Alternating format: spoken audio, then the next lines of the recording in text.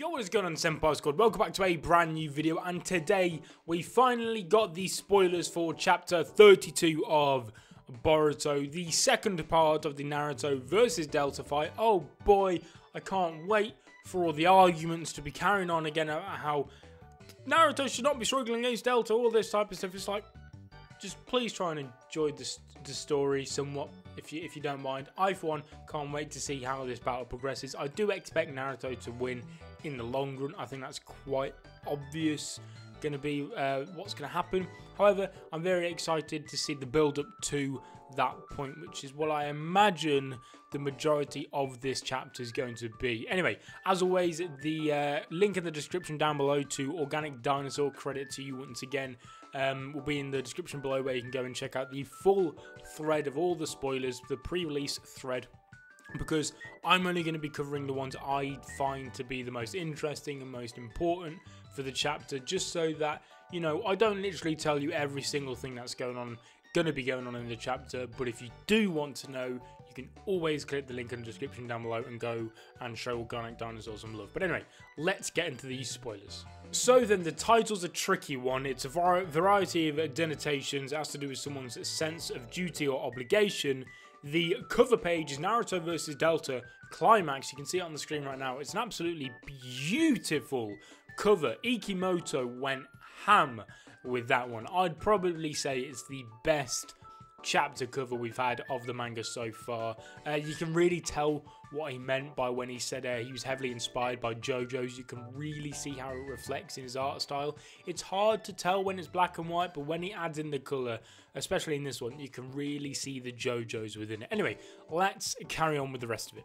I guess Naruto still has Yuton, which is lava style for those who don't know. After all, he still incorporated it into his Rasen Shuriken, so that's pretty interesting, because one of the main things Naruto learned in the last chapter, and everyone learned in the last chapter, is that Delta is basically Momoshiki with even funkier eyes, and she can just absorb all of the jutsu.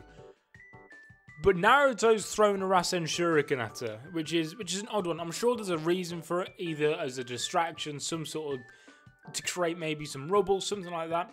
I don't imagine it's a direct attack at her. If it is, that's just really stupid, because she's just going to fire it back at him, and, you know, you don't really want to be on the end of one of them now, do you? We all know how strong the Rasen Shuriken is, so kind of interested to see what Naruto's got plotted right there. But anyway, on to the rest of them. A 9-page taijutsu opening. They aren't battling in cloaked anymore. Delta punched Naruto in the face. Now, Delta was only actually cloaked in the previous chapter for just literally like 2 or 3 pages max, so whether that was a mistake or not, I'm not too sure, but she's no longer fighting in a cloak, and neither is Naruto, apparently. She tries to stab Naruto like a fork with her legs. Her legs regenerate quickly after being lobbed off. As usual, Boruto wants in on the action. Luckily, Kawaki seems to have a bright future as a commentator, so Kawaki's going to be the one to hold back Boruto, it seems, and have more common sense in this chapter. Kawaki himself notes that Naruto is stronger than Delta, not by brute strength. Well, I don't know about that one. I think a lot of people will definitely beg to differ on that, but we'll see. He notes that Naruto is strategically leading her like a ballroom dancer away from the kids while looking for opportunities to strike. They're better off not intruding. So that's going to put some of the absolutely just haters on lock for a little while anyway, because Naruto is clearly, he's had the upper hand in this battle right from the very beginning. However, he is just, in the way he's doing it, Delta seems like she's getting the most damage in, but I can assure you, in the long run, Naruto won't have that big of a problem with Delta. I'm not saying he's going to have zero problem, because if that's the case, that's what I want it to, that's exactly what I don't want it to be, because then it's just boring as hell. I hope he has some sort of struggle, and he is shown to be having some sort of struggle. However, as you'd imagine, he's still far in the lead when it comes to who's going to end up winning the battle. Delta's eyeball ability is a nightmare to translate smoothly. It's literally an anti-regenerative ability, something developed usage, destructive light beam, what a kanji mess, supposedly causes apoptosis. Don't even try and ask what that means, but anyway. And body parts to crumble off, supposedly can't be self-healed by Naruto or Kawaki's body.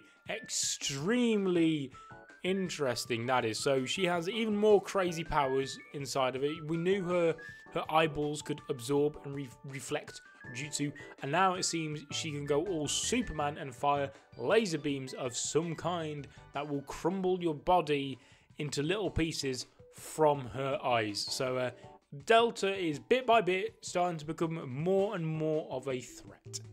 Boruto tried to intervene with his vanishing Rasengan, thinking that Naruto was going to get zapped, erroneously thinking that she can't absorb something that can't be seen.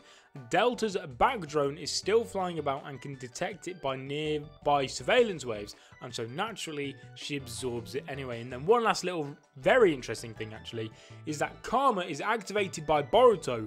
Kawaki did not resonate with him, so that means that Boruto has once again, whether he's meant it or not, activated Karma. Now the last time I think we saw him activate it by himself was probably around the time Kawaki was first introduced, you know, the Kashinkoji fight, all of that type of stuff. I think that was the last time which he fully activated it on his own accord. Whether or not being intentional is a different story, but ever since then, Kawaki's basically had full control over Boruto's resonance and Karma Seal.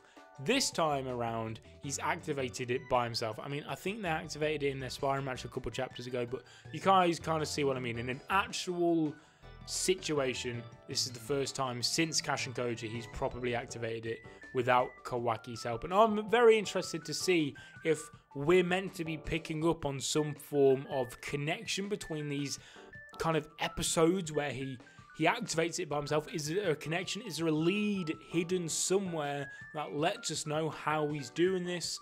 Or is it just going to all be explained later on? Very interested to see what everyone's reaction is to that, especially Kawaki's, as we all know he was interested to see how Boruto would learn how to activate it by himself.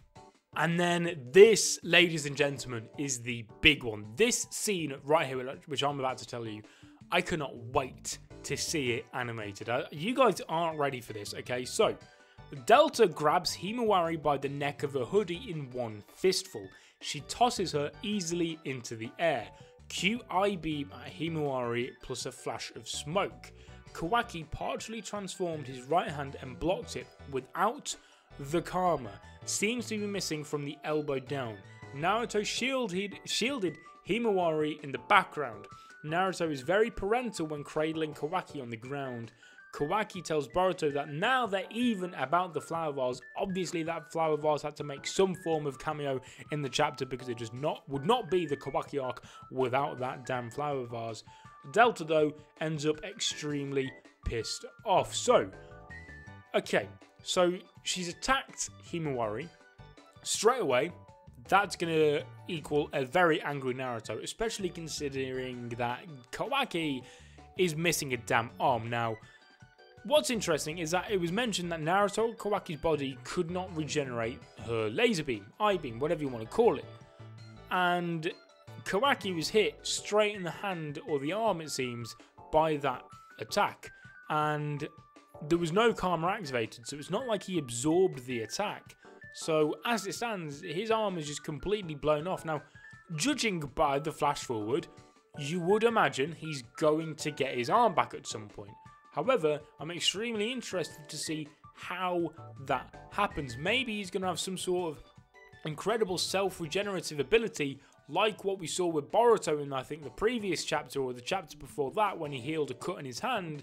Maybe Karma will have something to do that and allow him to genuinely just regrow an entire damn limb. Extremely excited to see what happens there. But guys, thank you so much for watching. Leave a like on the video if you enjoyed. Subscribe if you're not already to become a member of the Senpai Squad. Leave all your thoughts and opinions in the comment section down below. What your predictions are. Are you excited? Do you think the Naruto and Delta fight is amazing, or do you think it's just full of illogical nonsense? Let me know. The chapter should be out in the next day or two, and I can't wait to live react to it as always. But guys, thanks so much for watching. I'll see you guys in another video, but until then, peace.